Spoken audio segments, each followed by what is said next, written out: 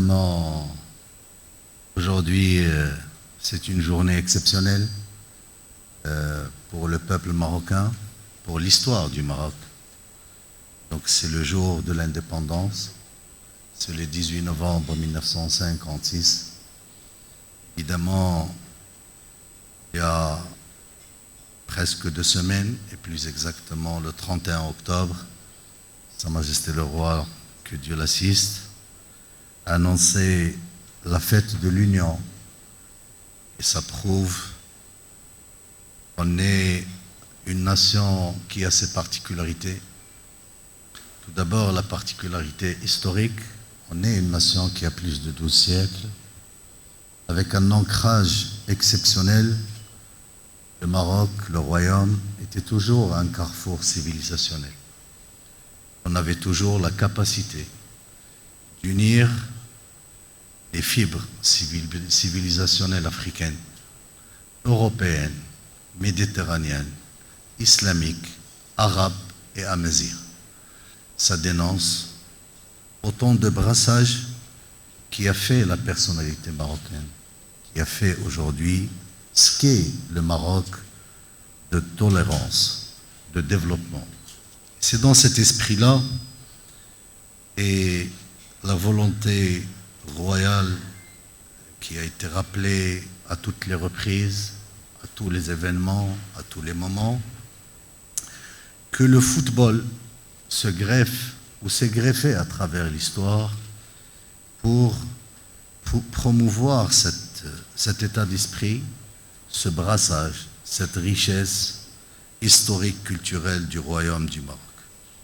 Et c'est dans cet élan qu'on a eu toujours des stars qui ont honoré le football africain, marocain, mais avant et après tout les valeurs du football et du sport d'une manière globale. Merci. Et d'ailleurs, je ne veux pas revenir sur ses exploits, sa participation. L'histoire retiendra son nom avec fierté. Et c'est cette fierté qui nous donne aujourd'hui l'énergie et l'obligation d'aller vers l'avant. Comme l'ont rappelé mes amis, M. Mathias et M. Véran, dans moins d'un mois, donc on aura, ou plus d'un mois, on est en tout cas le 21 décembre, on aura l'occasion de démarrer cette CAN qui est voulue la meilleure de l'histoire des CAN, mais aussi une véritable référence de manifestations footballistiques africaines, dimension mondiale, avec toutes les implications possibles. Et aujourd'hui, si on est là, je tiens à vous remercier, à vous rendre hommage pour tous les efforts que vous faites pour le royaume, pour l'image du Maroc, pour développer évidemment ce qu'on est en train de faire. Si on est là, c'est pour effectivement faire la démonstration réelle que la Coupe du Monde, que la Coupe d'Afrique, ce ne sera pas des matchs joués dans des stades, dans les civils. La Coupe d'Afrique, pour nous, est un événement majeur auquel et autour duquel toutes les forces vives marocaines sont mobilisées derrière Sa Majesté le Roi, que Dieu l'assiste, pour en faire une véritable fête humaine tout d'abord, de rencontres, de civilisation. Je peux vous dire aujourd'hui, je suis tous les jours le nombre donc, de visiteurs, de gens, des personnes qui vont aller dans nos stades. On est déjà à plus de 700 000 personnes qui ont acheté des tickets et qui seront dans nos stades. On sera nombreux.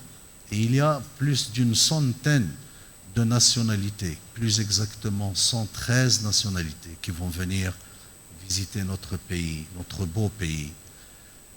Évidemment, comme l'a dit Mathias, conjuguer le football, la passion footballistique, à savourer les qualités naturelles, gastronomiques, d'accueil, de chaleur dans notre pays, est un exercice unique.